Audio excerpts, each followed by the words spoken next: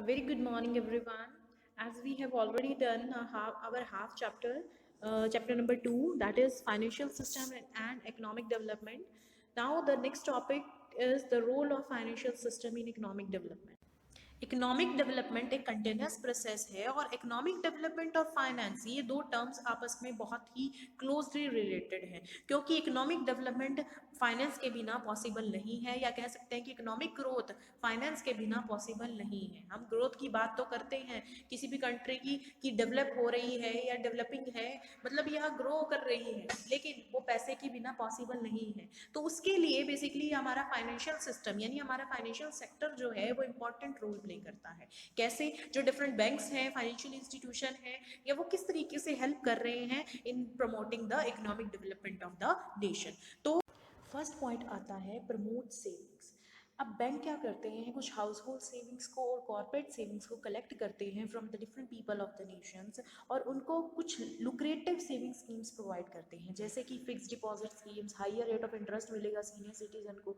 तो लोगों में ज़्यादा हैबिट डल जाती है सेव करने की। ठीक है, उनको लालच पड़ जाता है कि हाँ हमें ये फ़ायदा मिलेगा अगर हम सेव करेंगे तो। ठीक है, तो इससे क्या होगा, सेविंग्स प्रमोट होंगी।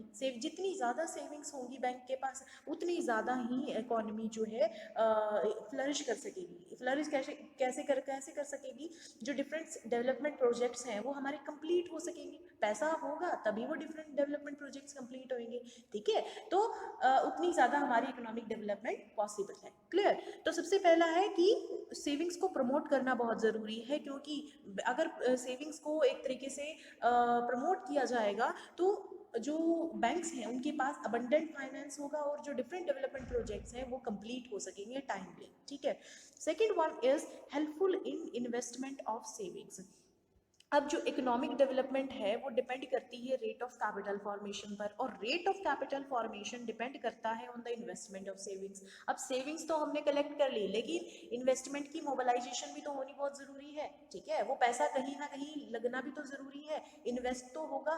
ठीक है, तो अब क्या करना है, सेविंग्स को तो हमने प्रमोट कर लिया, सेविंग्स कलेक्ट कर ली फ्रॉम डिफरेंट पीपल, बट उनकी इन्वेस्टमेंट, उस पैसे की इन्वेस्टमेंट भी तो कहीं ना कहीं की जाएगी और वो की जाएगी डेवलपमेंट प्रोजेक्ट्स में। तो अगर ऐसा होगा तो इससे क्या होगा, हमारी जो इकोनॉमिक ग्रोथ है वो बढ़ेगी कंट्री की। ठीक है, नेक्स्ट आता है अवेलेबिलिटी ऑफ क्रेडिट। अब जो ये फाइनेंशियल इंस्टीट्यूशन है ये डिफरेंट लोगों की जो डिफरेंट या फाइनेंशियल सॉरी डिफरेंट कंपनीज की, इंस्टीट्यूशंस की, बिजनेस की, या different people of the Nations की जो ज़रूरतें होती हैं, कुछ क्रेडिट रिक्वायरमेंट्स होती हैं, वो पूरा कौन करता है? फाइनेंशियल इंस्टीट्यूशन ही करते हैं। अब वेरियस सेक्टर्स होते हैं इकोनॉमी के जहाँ पर क्रेडिट की ज़रूरत होती है, पैसे की ज़रूरत होती है, तो वहाँ पर ये फाइनेंशियल इंस्टीट्यूशन उनको हेल्प करते हैं। ठीक है, साथ ही साथ हमारे कुछ ऐसे डेवलपमेंट प्रोजेक्ट्स हैं या प्रोडक्टिव सेक्टर्स हैं जहाँ पर पैसे की कमी नहीं होनी चाहिए, तो वहाँ भी ये इंपॉर्टेंट रोल प्ले करते हैं, उनको एक तरीके से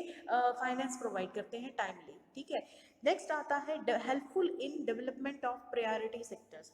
अब कुछ ऐसे हमारे प्रायोरिटी सेक्टर्स हैं जिनको मेन इंपॉर्टेंस दी गई है, जैसे small enterprises, agriculture sector, micro enterprises, weaker section of the society. तो ये कुछ ऐसे प्रायोरिटी, मतलब इनको ज़्यादा तवज्जो दी गई है, इतनी इंपॉर्टेंस दी गई है कि इंपॉर्टेंट सेक्टर्स हैं जहाँ पर ग्रोथ करना बहुत ज़रूरी है, जहाँ पर पैसा लगाना बहुत ज़रूरी है। तो ये जो फाइनेंशियल इंस्टीट्यूशन है ये क्या करते हैं, ये प्रायोरिटी देते हैं फार्मर्स को और स्मॉल स्केल इंडस्ट्रियलिस्ट को with regard to the credit, मतलब उनको टाइमली फंड्स प्रोवाइड करते हैं जिससे उनकी जो प्रोडक्शन है, या एक तरीके से फार्मर्स के बारे में अगर बात करें तो they have to attain the self sufficiency in the food grain production, तो उसके लिए हमें उनको टाइमली फंड प्रोवाइड कराना पड़ेगा। क्लियर? और ये फाइनेंशियल इंस्टीट्यूशन जो है ये मेन रोल प्ले करते हैं वहाँ पर इन डिफरेंट फार्मर्स को, स्मॉल स्केल इंडस्ट्रीज को टाइमली फाइनेंस प्रोवाइड करने में। ठीक है, नेक्स्ट आता है आपका helpful in balanced regional development. अब हम क्या करते हैं, जब हम इकोनॉमिक डेवलपमेंट मेजर करते थे ट्रेडिशनल वे से, तो हम पर कैपिटा इनकम से मेजर करते थे। उससे क्या होता था, हमें पता चल जाता था कि इस रीजन की जो डेवलपमेंट है वो ज़्यादा हो रही है और किसकी कम हो रही है। तो हम क्या करते हैं, हम डिफरेंट पॉलिसीज़ बनाते हैं कि जिसकी कम हो रही है वहाँ पर किस तरीके से ग्रोथ ज़्यादा से ज़्यादा की जाए। ठीक है, तो उसके लिए जो है इकोनॉमिक फाइनेंशियल इंस्टीट्यूशन बहुत हेल्पफुल हैं। ये क्या करते हैं, उन एरियाज में जहाँ पर पैसे की कमी है या उन एरियाज में जहाँ इंडस्ट्रीज नहीं है, उसके लिए एक तरीके से पॉलिसीज क्रिएट करते हैं, पॉलिसीज बनाते हैं कि अगर आप बैकवर्ड एरियाज में इंडस्ट्री बनाएंगे तो आपको ये फायदे मिलेंगे, ये स्कीम्स की ये जो डिफरेंट स्कीम्स हैं उनके बेनिफिट आपको मिल सकते हैं। क्लियर? तो हमारा जो फाइनेंशियल सिस्टम है इंडिया का वो हेल्पफुल होता है in the balanced regional development, मतलब जो डिफरेंट रीजन्स हैं या जो डिफरेंट सेक्टर्स हैं उनमें इक्विलेबल जो है बैलेंस होना चाहिए, मतलब इक्विलेबल डेवलपमेंट होनी चाहिए सब में। ठीक है, नेक्स्ट आता है हेल्पफुल इन प्रमोटिंग एक्सपोर्ट्स। अब एक्सपोर्ट्स को प्रमोट करने के लिए या एक तरीके से जो बैंक्स हैं हमें एक्सपोर्ट क्रेडिट प्रोवाइड करते हैं और साथ ही साथ हमें जो कंपनीज हैं उनको एक्सपोर्ट डॉक्यूमेंटेशन में भी हेल्प करती हैं। और इसके लिए बेसिकली एक बैंक बनाया गया है एक्सपोर्ट इंपोर्ट बैंक, जो इंपॉर्टेंट रोल प्ले करता है इन promoting exports and meeting the credit needs of the exporter. तो डिफरेंट एक्सपोर्टर्स की जो क्रेडिट नीड्स है उनको फुलफिल करता है हमारा एक्सिम यानी एक्सपोर्ट एंड इंपोर्ट बैंक। ठीक है, एक पर्टिकुलर ही बैंक बना दिया गया है इन सभी एक्सपोर्ट इंपोर्ट से डील करने के लिए। जो भी इनकी डॉक्यूमेंटेशंस होती हैं, जो भी डॉक्यूमेंटेशन सर्विसेज होती हैं या कुछ क्रेडिट प्रोवाइड करना है इन डिफरेंट एक्सपोर्टर्स को या इंपोर्टर्स को, तो उनके लिए क्या बना दिया गया है, एक्सिम बैंक बना दिया गया है। मतलब सारी जो एक्सपोर्ट इंपोर्ट की काम होगा वो कौन डील करेगा, एक्सिम बैंक डील करेगा। नेक्स्ट पॉइंट आता है हेल्पफुल इन एंटरप्रेन्योरियल डेवलपमेंट। अब एंटरप्रेन्योर्स की डेवलपमेंट किस तरीके से हेल्प करता है हमारे डिफरेंट बैंक्स। पहली चीज़ तो जो एंटरप्रेन्योर्स होते हैं they hesitate to invest in new ventures. क्यों? क्योंकि उनके पास फंड्स नहीं होते हैं। ठीक है, तो फाइनेंशियल इंस्टीट्यूशन उनको इजी लोन्स प्रोवाइड करता है ताकि वो न्यू बिजनेस भी सेटअप कर सकें और साथ ही साथ अपनी जो एग्जिस्टिंग यूनिट्स हैं उनको भी एक्सपैंड कर सकें। एंड मोर ओवर जो फाइनेंशियल इंस्टीट्यूशन है वो अंडर राइटर की तरह भी एक्ट करते हैं on the behalf of entrepreneurs या on the behalf of different institutions, on the behalf of different companies. ठीक है, वो क्या करते हैं यहाँ पर, वो गारंटी देते हैं कंपनीज को कि अगर in case of issuing the shares to the public, in case the public does not subscribe for whole issue of the shares या debentures, अगर पब्लिक फुली सब्सक्राइब नहीं करती उनके शेयर्स या डिवेंचर्स को, तो वो गारंटी देते हैं, फाइनेंशियल इंस्टीट्यूशन गारंटी देते हैं कि वो उनको परचेज कर लेंगे जो भी अनसब्सक्राइब्ड शेयर्स या डिवेंचर्स रहेंगे कंपनी के पास। ठीक है, साथ ही साथ जो ये इंस्टीट्यूशन है ये हेल्प करते हैं प्रमोटर्स को in preparing the feasibility report and as well as the survey report for setting up a new industrial project. जब भी न्यू इंडस्ट्रियल प्रोजेक्ट्स जो हैं सेटअप होते हैं तो कुछ रिपोर्ट्स तैयार की जाती हैं, जैसे कि feasibility reports and the survey report. ठीक है, उस पूरी लोकेशन कहाँ है, वो बिजनेस कहाँ बनेगा, उसकी सारी जो बेसिकली डिटेल्स होती हैं वो इन डिफरेंट रिपोर्ट्स में होती हैं। ठीक है, तो इन रिपोर्ट्स को बनाने में भी फाइनेंशियल इंस्टीट्यूशन हेल्प करता है किसको, एंटरप्रेन्योर्स।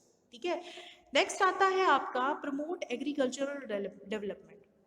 अब बैंक्स क्या करते हैं, इजी लोन्स प्रोवाइड करते हैं फार्मर्स को, जिससे जो उनकी डिपेंडेंस है महाजन और साहूकार पे वो बहुत कम हो गई है। ठीक है, तो बैंक यहाँ इंपॉर्टेंट रोल प्ले करते हैं क्योंकि जो महाजन या साहूकार होते हैं वो उनसे ज़्यादा ब्याज लेते हैं, ज़्यादा इंटरेस्ट चार्ज करते हैं जो भी वो लोन देंगे एज कम्पेयर टू बैंक्स उनको एक तरीके से डिफरेंट अपॉर्चुनिटीज प्रोवाइड करता है, डिफरेंट बेनिफिट्स प्रोवाइड करता है लोन देने के साथ साथ। ठीक है, तो इससे क्या हुआ, एक तरीके से जो कॉर्पोरेटिव बैंक्स या रीजनल रूरल बैंक्स हैं वो गांव में बनवाए गए हैं, मतलब एक तरीके से एस्टैब्लिश्ड हैं, जो हेल्प करते हैं in providing the agriculture credit to the at a concessional rate of interest. जो कहे कंसेशनल रेट ऑफ इंटरेस्ट पे वो जो है एक तरीके से लोन्स प्रोवाइड करते हैं to the different regional rural people. ठीक है, साथ ही साथ नाबार्ड, आपने नाबार्ड के बारे में तो सुना होगा, national bank for agriculture and rural development. ये एक बेसिकली अपेक्स बैंक है जो सभी एग्रीकल्चर और रूरल बैंक्स को कंट्रोल करता है और किस तरीके से वो क्रेडिट दे रहे हैं to the regional rural people, तो वो भी मॉनिटर करता है साथ ही साथ। ठीक है, 9th पॉइंट आपका आता है प्रमोट इंडस्ट्रियल डेवलपमेंट। अब financial institution easy credit provide करते हैं इंडस्ट्रियल सेक्टर को, जो स्मॉल और कॉटेज इंडस्ट्रीज हैं स्पेशली उनको ज़्यादा प्रायोरिटी दी जाती है, उनको ज़्यादा मतलब बेसिकली अपलिफ्ट करने के लिए उनको इजी टर्म्स पर लोन प्रोवाइड किए जाते हैं, लोन दिए जाते हैं। एंड मोर ओवर जो बैंक्स हैं they also provide necessary foreign exchange to industries for promoting the capital goods and raw material. Basically वो फॉरेन एक्सचेंज प्रोवाइड करते हैं, फॉरेन करेंसी में भी जो है अमाउंट प्रोवाइड करते हैं टू डिफरेंट इंडस्ट्रीज, ताकि जो वो डिफरेंट कैपिटल गुड्स और रॉ मटेरियल हैं वो इंपोर्ट करा सके फ्रॉम द डिफरेंट नेशंस, ठीक है। Next point is helpful in increasing demand. अब लोगों की कम इनकम की वजह से जो उनका स्टैंडर्ड ऑफ लिविंग भी होता है अंडर डेवलप्ड कंट्रीज में वो भी कम होता है, जिसकी वजह से जो कंज्यूमर गुड्स की डिमांड है वो भी क्या होती है, कम होती है। तो बैंक क्या करते हैं इस केस में कि वो लोन प्रोवाइड करते हैं उन कस्टमर्स को, ताकि वो जो है ज़्यादा से ज़्यादा कंज्यूमर ड्यूरेबल्स बाय कर सके, जिसकी वजह से जो डिमांड है कंज्यूमर गुड्स की वो अप जाएगी, यानी प्रोडक्शन भी इंक्रीज होगी साथ के साथ, ठीक है। एंड एक और इफेक्ट पड़ता है कि न्यू इंडस्ट्रियल यूनिट्स भी स्टार्ट हो जाती हैं, मतलब न्यू इंडस्ट्रियल यूनिट भी एग्जिस्ट करने स्टार्ट हो जाती हैं, नई बननी स्टार्ट हो जाती हैं, क्योंकि कंज्यूमर ड्यूरेबल्स की डिमांड एकदम से जो है वो अपग्रेड होती है, एकदम से इंक्रीज होती है, ठीक है। तो उससे क्या फर्क पड़ता है, जो हमारी इनकम है, ठीक है, उस देश की इनकम है, आउटपुट है और एम्प्लॉयमेंट है, ये तीनों चीजें बढ़ती हैं, इनके ऊपर पॉजिटिव इफेक्ट्स पड़ता है, और साथ ही साथ जो स्टैंडर्ड है लोगों का वो भी इम्प्रूव होता है। तो ये सारा काम किसकी वजह से हुआ, बैंक की वजह से। अगर वो लोन ना प्रोवाइड करती, लोग जो है कंज्यूमर ड्यूरेबल्स ना बाय करते और प्रोडक्शन ना इंक्रीज होती, और ना ही फिर इनकम, आउटपुट और एम्प्लॉयमेंट इंक्रीज होती। क्लियर है। तो बैंक यहाँ पर इंपॉर्टेंट रोल प्ले करते हैं, एक तरीके से वो एग्रीगेट डिमांड या सप्लाई को जो गुड्स की होती है उनको इंक्रीज करने में हेल्प करते हैं कहीं ना कहीं, ठीक है। Next point is helpful in implementation of monetary policy. किसी भी अंडर डेवलप्ड कंट्री में एक ऑर्गेनाइज फाइनेंशियल सिस्टम एक प्री कंडीशन है, मतलब बहुत जरूरी होना चाहिए for the effective implementation of monetary policy. मतलब अगर किसी भी देश को मॉनेटरी पॉलिसी जो है अपनी कंट्री में इम्प्लीमेंट करनी है, या एक तरीके से डिफरेंट रूल्स या रेगुलेशन इम्प्लीमेंट करने हैं, तो उसके लिए ज़रूरी है एक ऑर्गेनाइज्ड फाइनेंशियल सिस्टम हो, क्योंकि ये एक इफेक्टिव प्री कंडीशन है, ठीक है। अब इस ऑब्जेक्टिव को अचीव करने के लिए सबसे पहली चीज तो कोऑपरेशन होना चाहिए डिफरेंट कमर्शियल बैंक्स में, क्योंकि अगर कमर्शियल बैंक्स में ही कोऑपरेशन नहीं होगा तो जो हम मॉनेटरी पॉलिसी को इम्प्लीमेंट कर रहे हैं वो सक्सेसफुली इम्प्लीमेंट नहीं हो पाएगी। और यही बैंक एक्सपैंड या कॉन्ट्रैक्ट करते हैं credit as per the credit control policy of the central bank, and they all help in achieving the objective of economic development and price stability. तो यही वो बैंक्स हैं जो एक्सपैंड या कॉन्ट्रैक्ट करते हैं क्रेडिट को, मतलब बेसिकली क्रेडिट पॉलिसी की जो रूल्स होते हैं उसके अकॉर्डिंग ही जो क्रेडिट की एक्सपेंशन या कंट्रैक्शन होनी है वो पॉसिबल हो पाती है, और ये बैंक्स तभी करते हैं अगर उनको परमिशन हो। दूसरी चीज, ये ऑब्जेक्टिव अगर अचीव हो गया, आपका सक्सेसफुल इम्प्लीमेंटेशन हो गई किसी भी कंट्री में एक ऑर्गेनाइज्ड फाइनेंशियल सिस्टम की, तो उसका फर्क ये पड़ेगा कि जो इकोनॉमिक डेवलपमेंट है उस देश की वो भी अपग्रेड होगी, साथ ही साथ जो स्टेबिलिटी है प्राइसेस में, मार्केट में, वो भी पॉसिबल हो पाएगी। Clear. Last one is promote employment. अब जो ये फाइनेंशियल इंस्टीट्यूशंस होते हैं ये सबसे ज्यादा अपॉर्चुनिटीज प्रोवाइड करते हैं एम्प्लॉयमेंट की, ठीक है। कैसे? आप लोन्स ऑब्टेन करके अगर रीजनेबल रेट ऑफ इंटरेस्ट पे कुछ अनएम्प्लॉयड यूथ जो है लोन लेते हैं डिफरेंट बैंक से, ठीक है, तो उनको रीजनेबल रेट ऑफ इंटरेस्ट पे प्रोवाइड करते हैं। ये नहीं कि इंटरेस्ट रेट उनका ज़्यादा होगा या कुछ होगा, तो एक तरीके से आपको इजी टर्म्स पे जो एज अ यूथ आपको इजी टर्म्स पे लोन मिल जाता है, जिससे आप अपने बिजनेस को सेटअप कर सकते हो कहीं ना कहीं, ठीक है। और साथ ही साथ डिफरेंट स्कीम्स भी प्रोवाइड करते हैं, बेनिफिट प्रोवाइड करते हैं आपको डिफरेंट बैंक्स, कि अगर आप जो है आज का यूथ अगर कहीं भी बिजनेस ओपन करना चाहता है तो उसको लोन लेते वक्त बहुत फायदे मिलते हैं। एक तो इंटरेस्ट रेट में, साथ ही साथ डिफरेंट स्कीम्स होती हैं कि अगर आप बैकवर्ड एरिया में जो है एक तरीके से बिजनेस सेटअप करोगे तो वहाँ आपको ये फायदे मिलेंगे, आपको सब्सिडी नहीं देनी पड़ेगी, आपको ये नहीं करना पड़ेगा, मतलब डिफरेंट जो स्कीम्स हैं उनके अंडर डिफरेंट बेनिफिट्स प्रोवाइड किए जाते हैं, तो वो उनको बताया जाएगा। क्लियर है। तो एंड अगर सेल्फ एम्प्लॉयमेंट होगी, ठीक है, यानी अब अपना खुद का बिजनेस करेंगे तो उससे क्या होगा, प्रोडक्शन इंक्रीज होगी, और प्रोडक्शन इंक्रीज होगी तो साथ साथ एम्प्लॉयमेंट अपॉर्चुनिटीज उस कंट्री की इंक्रीज होंगी, ठीक है। अगर एक बिजनेस भी सेटअप होता है, कोई कंपनी भी सेटअप होती है, तो उसमें भी काम करने के लिए लोगों की जरूरत होती है, ठीक है। एक तो वो अनएम्प्लॉयड यूथ जिसने जो है पैसा लेकर बिजनेस सेटअप किया है उसको तो एम्प्लॉयमेंट मिली ही मिली, लेकिन बाकियों को भी रोजगार मिलता है। क्लियर है। तो प्रोडक्शन इंक्रीज होने के साथ साथ आपकी जो एम्प्लॉयमेंट अपॉर्चुनिटीज हैं, उस कंट्री की एम्प्लॉयमेंट अपॉर्चुनिटीज हैं, उनमें भी एक तरीके से अपग्रेडेशन आता है। क्लियर है? तो ये जो है आपकी रोल आता है फाइनेंशियल सिस्टम का, कि किस तरीके से फाइनेंशियल सिस्टम किसी भी कंट्री का इकोनॉमिक डेवलपमेंट को प्रमोट करने में हेल्प करता है। हमारा अगला टॉपिक है what are the main weaknesses of Indian financial system. अब इंडियन फाइनेंशियल सिस्टम के बारे में प्रीवियस टॉपिक में हमने पढ़ा था कि जो इंडियन फाइनेंशियल सिस्टम है, ये डिफरेंट फाइनेंशियल इंस्टीट्यूशन है, वो मेजर रोल प्ले करते हैं in the economic development of the country, but still there are some weaknesses of Indian financial system too. और वो वीकनेसेस क्या है? पहला है lack of coordination among financial institution. अगर हम बात करें इंडिया में फाइनेंशियल इंस्टीट्यूशन की, तो उनका नंबर बहुत ज़्यादा है, और अगर हम बात करें कोऑर्डिनेशन की, उनकी वर्किंग में कितनी कोऑर्डिनेशन है, तो वो बहुत कम है। ठीक है, तो नंबर ज़्यादा है लेकिन लैक ऑफ कोऑर्डिनेशन जो है उनकी वर्किंग में, वो भी बहुत कम है। ऑल्दो जो आरबीआई है, सेबी है, गवर्नमेंट है, उन्होंने डिफरेंट रेगुलेशंस इशू की हैं फॉर दीज फाइनेंशियल इंस्टीट्यूशन, और साथ ही साथ उनको कंट्रोल भी करती हैं। एक अथॉरिटी जो है एक तरीके से उन्होंने बनाई है that control all these financial institution, but still there is a lack of coordination among these financial institution operating within the India. अगर हम बात करें कैपिटल मार्केट की भी, तो वहाँ पर जो है इंडिया में अगर बात करें तो 10 स्टॉक एक्सचेंज हैं, there are 10 stock exchanges in India, जिनके अपने खुद के टर्मिनल हैं throughout the country, but still there is a lack of coordination among these stock exchanges also. तो इसकी वजह से जो ग्रोथ है हमारी कंट्री की, या एक तरीके से इंडियन फाइनेंशियल सिस्टम एफिशिएंट नहीं हो पाता है due to the lack of coordination. Next point आता है problem of non performing assets. अब सबसे पहले तो नॉन परफॉर्मिंग एसेट्स होता क्या है? नॉन परफॉर्मिंग एसेट बेसिकली एक लोन या एडवांसेस होते हैं फॉर विच द प्रिंसिपल और इंटरेस्ट पेमेंट, जिसके वजह से जो प्रिंसिपल और इंटरेस्ट पेमेंट है वो ओवरड्यू रहती है for the period of 90 days. कहने का ये मतलब है non performing assets means that loan और advance for which the principal और इंटरेस्ट पेमेंट जो है वो ओवरड्यू है for the period of 90 days. And same situation here is also that अगर हम इंडिया की बात करें तो ये बिगेस्ट प्रॉब्लम है इंडियन बैंकिंग सिस्टम में, that there are lack of incentives. क्योंकि जो बिग बॉर्वर्स हैं बेसिकली, अगर कुछ बिग कॉर्पोरेट यूनिट्स की भी बात करते हैं, अगर वो फाइनेंशियल क्राइसिस को फेस करते हैं तो फाइनेंशियल इंस्टीट्यूशन उनको डेट प्रोवाइड करता है। डेट प्रोवाइड उनकी आइडियल डेट इक्विटी रेशो से भी ज़्यादा कर देता है, और वो ये क्यों करता है? टू अचीव देयर टारगेट्स और due to some political pressures. ठीक है, और इसका आफ्टर दैट इसका असर क्या होता है कि वो बोरवर्स जो है अपनी जो लोन अमाउंट उन्होंने ली है या डेट जो लिया है वो रीपे नहीं कर पाते हैं, जिसकी वजह से जो एफिशिएंसी है इंडियन फाइनेंशियल सिस्टम की वो बहुत ज़्यादा वीक हो जाती है। ठीक है, लोन तो दिया लेकिन वापस तो कुछ नहीं आया है। ठीक है, तो ये प्रॉब्लम क्रिएट कर देता है, problem of non performing assets.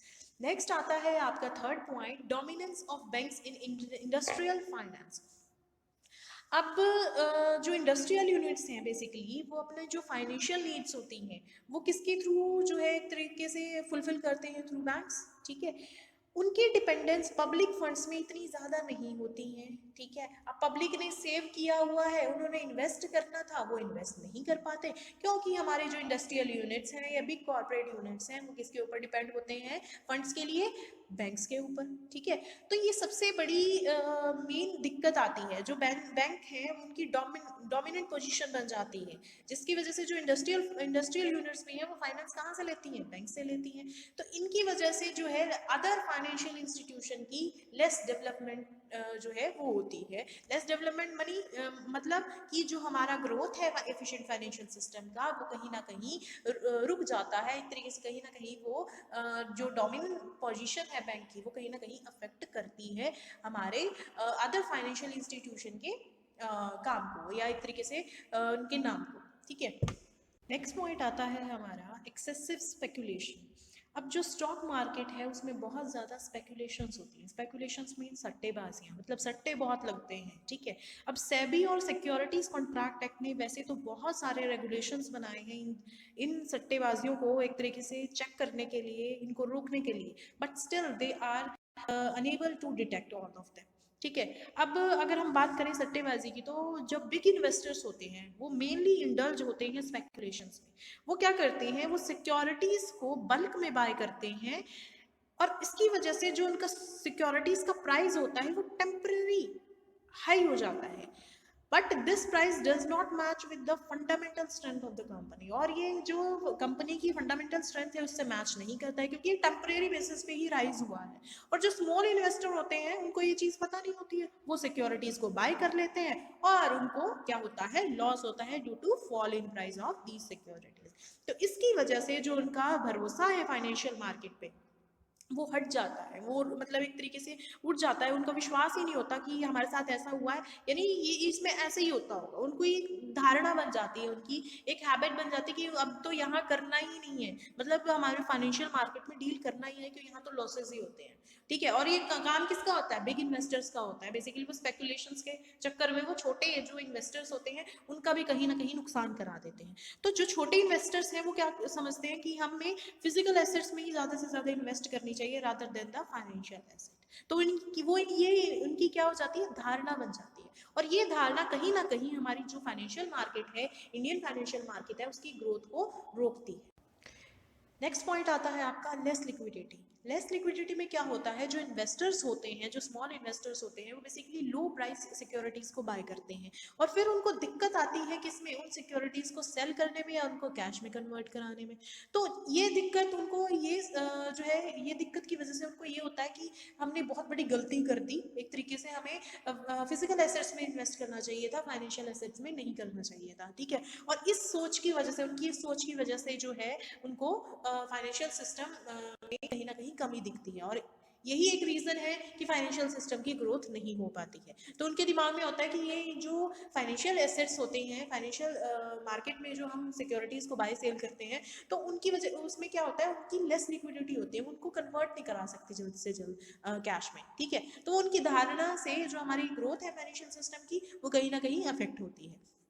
Next आता है आपका less penetration of financial institution in rural areas. अब रूरल एरियाज की अगर हम बात करें, विलेजेस की बात करें, तो उनके वहाँ जो है इंडिया में फाइनेंशियल सिस्टम इतना स्ट्रांग नहीं है, बैंक है लेकिन उनकी ब्रांचेस इतनी ज़्यादा नहीं है, हर एक गांव तक नहीं पहुंच रही हैं। ठीक है, तो उसकी वजह से क्या होता है यहाँ पर, वो अनऑर्गेनाइज सेक्टर पे ज़्यादा डिपेंडेंट होते हैं अपनी क्रेडिट टर्म्स के लिए या क्रेडिट नीड्स के लिए, जैसे साहूकार, महाजन, इंडिजीनस बैंकर्स, कमीशन एजेंट्स, इनके ऊपर ज़्यादा डिपेंडेंट होते हैं, और ये इनको कहीं ना कहीं क्या करते हैं, लूटते हैं। ठीक है, लूटते हैं इनको कहीं ना कहीं, ज़्यादा से ज़्यादा इनके ऊपर इंटरेस्ट चार्ज करवाते हैं कि इंटरेस्ट ज़्यादा लगेगा जी, ठीक है, ब्याज पे दे रहे हैं तो ब्याज ज़्यादा आपको पे करना पड़ेगा। ठीक है, तो उनको इस बारे में नॉलेज भी नहीं है और इतनी ज़्यादा बैंक्स भी नहीं है, तो यही एक कारण है जिसकी वजह से जो फाइनेंशियल सर्विसेज है रिमोट एरियाज में, वो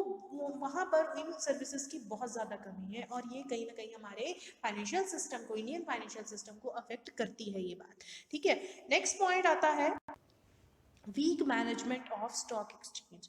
अब जो स्टॉक एक्सचेंजेस हैं उनको मैनेज कौन करता है, गवर्निंग बॉडी और काउंसिल ऑफ मैनेजमेंट या बोर्ड ऑफ डायरेक्टर मैनेज करते हैं।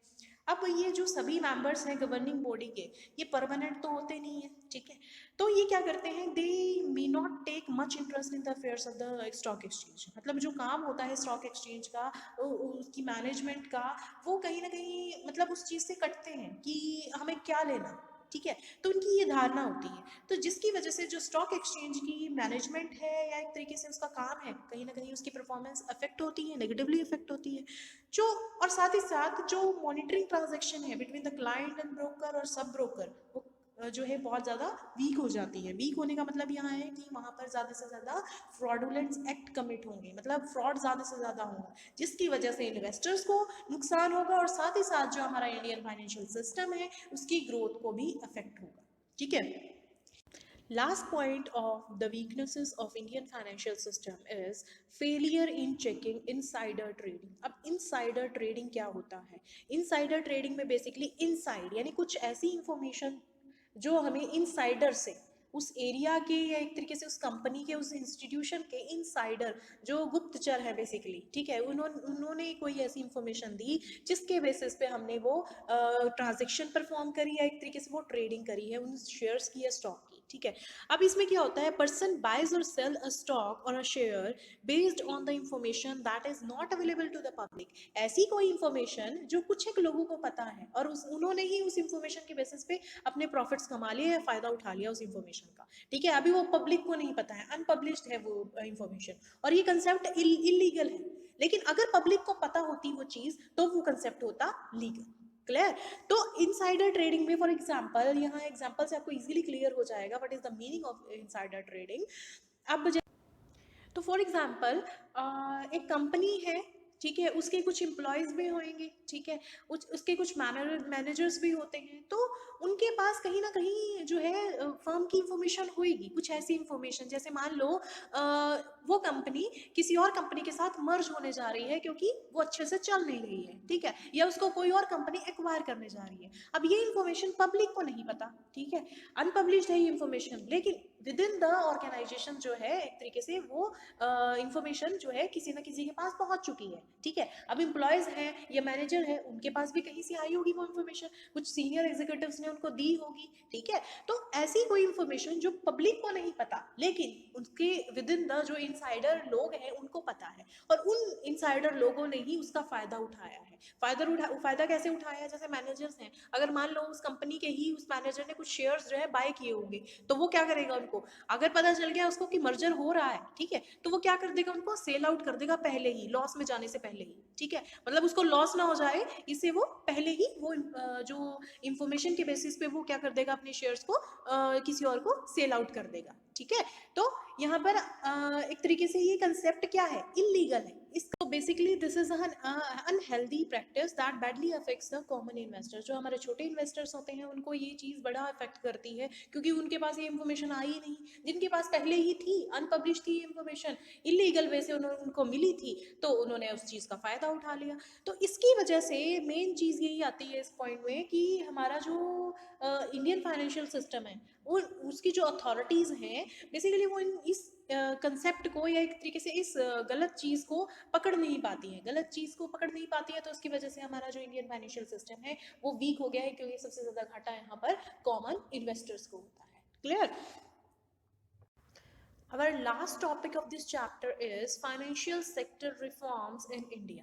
अब इंडिया में फाइनेंशियल सिस्टम को सपोर्ट करने के लिए, एक तरीके से उनकी अपलिफ्टमेंट को कंट्रीब्यूट करने के लिए कुछ ऐसे फाइनेंशियल सेक्टर रिफॉर्म्स को क्रिएट किया गया। और वो फाइनेंशियल सेक्टर रिफॉर्म्स क्या हैं? First one is establishment of bank and development financial institution. Government of India ने बहुत सारे बैंक्स या डेवलपमेंट फाइनेंशियल इंस्टीट्यूशंस को डेवलप किया, एस्टैब्लिश किया, like IFCI, SIDBI, IRCI, SIDCs, LIC, GIC, ये कुछ ऐसे इंस्टीट्यूशंस हैं या बैंक्स हैं जिनको बनाया गया ताकि ये बैंक्स जो हैं कैपिटल मार्केट की ग्रोथ को अपलिफ्ट कर सके और साथ ही साथ जो डिफरेंट हमारे इंडस्ट्रियल यूनिट्स हैं उनकी एस्टैब्लिशमेंट में हेल्प कर सके बाय प्रोवाइडिंग अ फाइनेंस, ठीक है। और ये जो फाइनेंशियल इंस्टीट्यूशन या बैंक्स की बात हो रही है ये बेसिकली अंडरराइटिंग सर्विसेज भी प्रोवाइड करते हैं और साथ ही साथ ये बैंकर एक्ट करते हैं टू इशू द सिक्योरिटीज। जब इशू करते हैं सिक्योरिटीज को तो एक तरीके से बैंकर एक्ट करते हैं क्योंकि यही एक तरीके से हमारी इंडस्ट्रियल यूनिट्स को फाइनेंस करते हैं। Clear. Second one is enactment of various legislation. अब गवर्नमेंट ऑफ इंडिया ने वेरियस लेजिस्लेशंस जो है वो बनाई हैं, जैसे कंपनीज एक्ट की ही हम अगर बात करते हैं, आपके पास कंपनी लॉ सब्जेक्ट है सेकेंड ईयर में तो उसी की बात करते हैं। अब जो कंपनी लॉ बनाया है, कंपनी लॉ के जो प्रोविजंस हैं वो एक एक्ट में डाले हुए हैं, यानी कंपनी से अगर आपको डील करना है तो क्या डॉक्यूमेंट्स लगेंगे, क्या बनाया जाएगा, कौन सा डॉक्यूमेंट्स जो है वो मेन है, वो सारी इंफॉर्मेशन आपको एक ही एक्ट के अंडर मिलेगी या एक ही लेजिस्लेशन के अंडर मिलेगी, वो है कंपनीज एक्ट 2013, ठीक है। तो सेम चीज यहाँ भी है, वेरियस जो लेजिस्लेशंस होती हैं वो वेरियस एक्ट्स के अंडर उन्होंने कंक्लूड करके डाली हुई हैं, जैसे बैंकिंग रेगुलेशन एक्ट, सारी जो बैंकिंग एक्टिविटीज हैं या बैंकिंग से डील करना, किस तरीके से डील करना, वो सारी एक्टिविटीज या प्रोविजंस आपको कहाँ मिलेंगी? बैंकिंग रेगुलेशन एक्ट 1949 में मिलेंगी, ठीक है।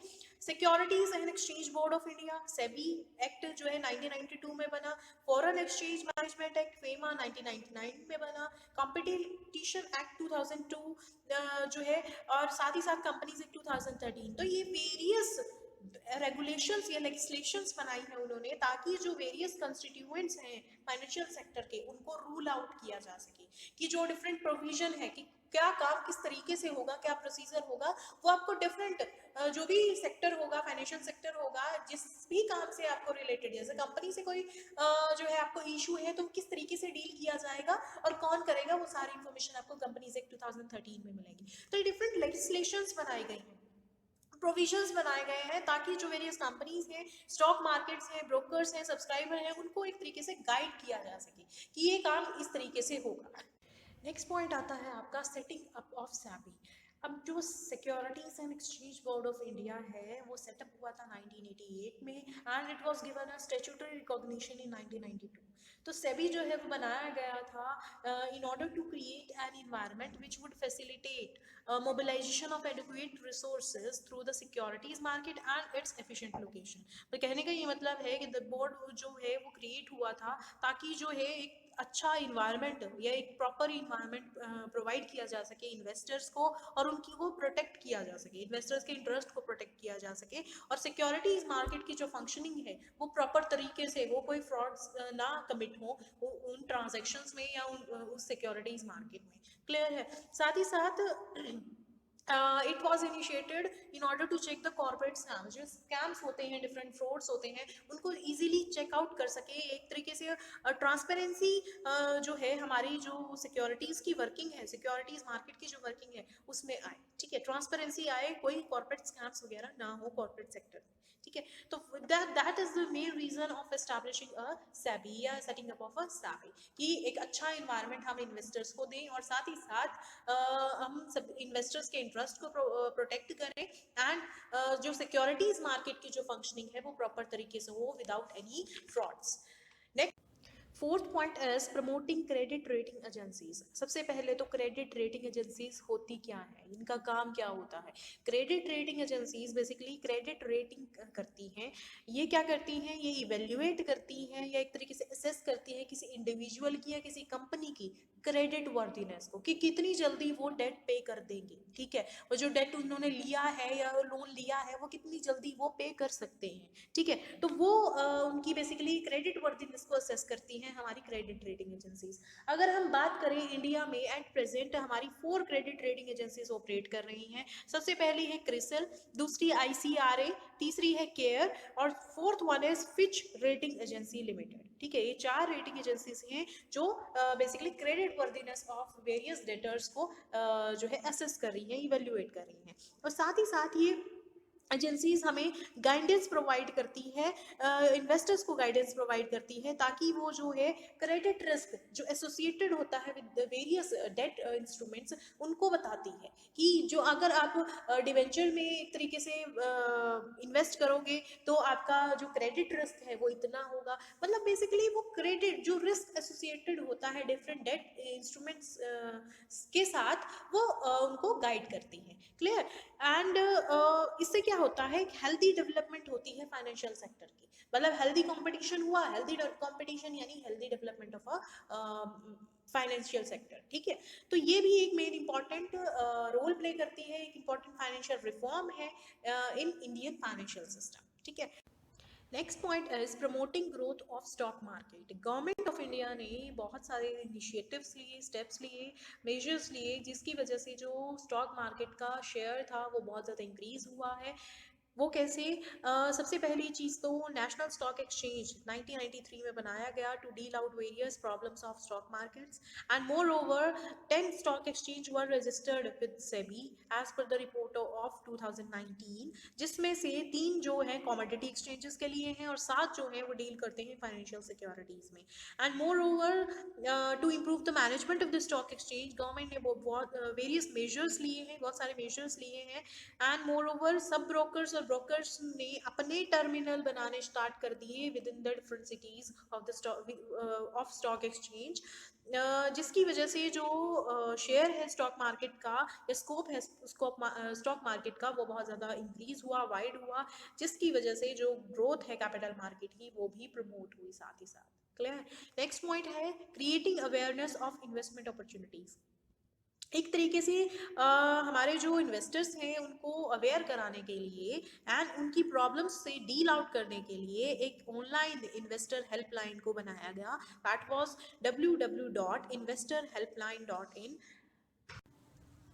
Online investor grievance redressal facility भी स्टार्ट की गई थ्रू द वेबसाइट www.watchoutinvestor.com। इसके साथ ही बिजनेस न्यूज़पेपर और जर्नल्स जो हैं जैसे इकोनॉमिक्स टाइम, फाइनेंशियल एक्सप्रेस, ये भी डिस्ट्रीब्यूट किए गए लोगों को, ताकि जो है वो अवेयर हो of the new long term investment opportunities in private as well as in the secondary sectors या मार्केट। तो प्राइमरी और सेकेंडरी मार्केट में डिफरेंट जो इन्वेस्टमेंट अपॉर्चुनिटीज़ हैं उनके बारे में उनको अवेयर हो, इसलिए उनको डिफरेंट न्यूज़पेपर्स के थ्रू बताया गया, एक तरीके से जर्नल्स या मैगजीन्स के थ्रू इंफॉर्मेशन प्रोवाइड की गई या उनको अवेयर किया गया। Next point is promoting mutual fund. सबसे पहली बात तो म्यूचुअल फंड क्या होता है। म्यूचुअल फंड एक ऐसी कंपनी है that pools the money from many investors and invest the money in securities. मतलब एक तरीके से मनी लेती है कुछ स्मॉल इन्वेस्टर से और इन्वेस्ट करती है उन मनी को सिक्योरिटीज में, जैसे कि stocks, bond, short term debt. And साथ ही साथ ये कंबाइंड होल्डिंग्स जो है म्यूचुअल फंड की कहलाती हैं पोर्टफोलियो, और इन्वेस्टर्स जो है शेयर्स बाय करते हैं म्यूचुअल फंड्स में। अब बात आती है गवर्नमेंट की। अब गवर्नमेंट ने म्यूचुअल फंड को प्रमोट किया है by setting up mutual funds in India. Mutual funds India में first mutual fund was set up by UTI, unit trust of India, in 1964। अगर हम प्रेजेंटली बात करें जो पब्लिक और प्राइवेट सेक्टर बैंक्स हैं उन्होंने भी म्यूचुअल फंड्स को सेटअप किया है and it has promoted the growth of capital market. Next point is permitting funds from international capital market.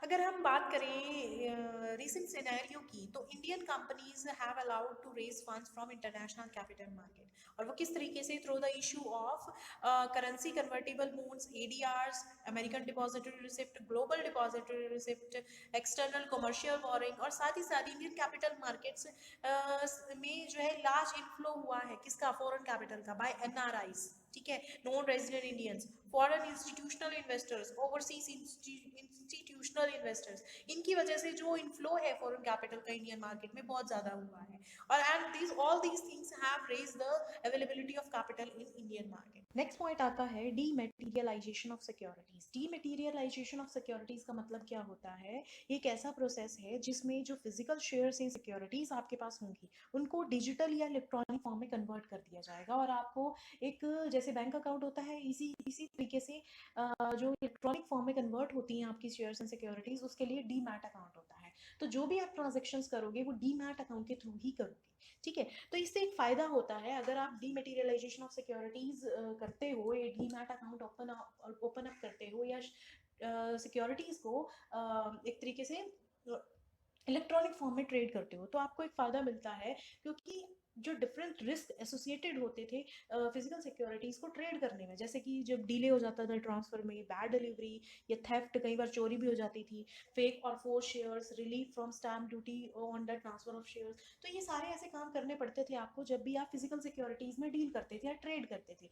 लेकिन अब करना है किस में, इलेक्ट्रॉनिक यानी डिजिटल फॉर्म में ट्रेड करना है। तो ये सारी जो दिक्कतें या रिस्क आपको बियर ऑन करने पड़ते थे, लॉसेस बियर ऑन करने पड़ते थे, ये आप नहीं करोगे अगर सिक्योरिटीज को आप डीमैट इलेक्ट्रॉनिक तरीके से ही ट्रेड करते हो, या ट्रांजेक्शन जो है वो इलेक्ट्रॉनिक फॉर्म में करते हो फिजिकल सिक्योरिटीज की। Clear. Last financial sector reform आता है इंडिया में, वो आता है इंटरनेट ट्रेडिंग। इंटरनेट ट्रेडिंग, अब इंडिया में भी इंटरनेट ट्रेडिंग अलाउ हो चुका है सिंस जनवरी 2000, और ये सेबी ने अलाउ किया है। इसमें क्या होता है, आप किसी भी कंट्री में बैठे हैं, कहीं भी बैठे हैं, आप एक तरीके से इंटरनेट के थ्रू जो है स्टॉक एक्सचेंज में अपनी जो ट्रांजेक्शन्स हैं, कुछ बाय करना है, कुछ सेल आउट करना है, तो वो कर सकते हैं आप किसी भी कंट्री में बैठ के। अब नेशनल स्टॉक एक्सचेंज एनएससी है जो है, वो फर्स्ट एक्सचेंज है जिसने ये अप्रूवल ग्रांट की है अपने मेंबर्स को कि वो internet based trading service provide करें अपने जो डिफरेंट मेंबर्स हैं, या एक तरीके से डिफरेंट जो इन्वेस्टर्स हैं उनको, ठीक है। और उसके बाद बॉम्बे स्टॉक एक्सचेंज ने भी Bombay online trading terminal start किया है, जिसको हम बोल्ट भी बोलते हैं, for dealing with the internet trading. And अगर हम रिसेंटली बात करें तो मोबाइल ट्रेडिंग जो है वो बहुत ज़्यादा यूज़ में है, बहुत ज़्यादा ट्रेंड में है, जिसकी जिसकी हेल्प से आप क्या कर सकते हो, मोबाइल फ़ोन्स के थ्रू ही ट्रेड कर सकते हो। अगर क्लाइंट को ऑर्डर प्लेस करना है फॉर परचेजिंग और सेलिंग ऑफ द सिक्योरिटीज़, तो वो मोबाइल फ़ोन के थ्रू ही कर सकता है, ठीक है। या हम ये भी कह सकते हैं जो मोबाइल ट्रेडिंग है वो एक्सटेंशन है किसका, इंटरनेट बेस्ड ट्रेडिंग का, ठीक है। तो ये रिसेंट इनोवेशन है in the financial sector of India, ठीक है, कि आप मोबाइल के थ्रू भी जो है शेयर्स हैं या सिक्योरिटीज हैं उनको सेल परचेज कर सकते हो, मतलब उनकी ट्रेड कर सकते हो। Is it clear? So now we have completed this chapter. If any doubt you may ask. Thank you.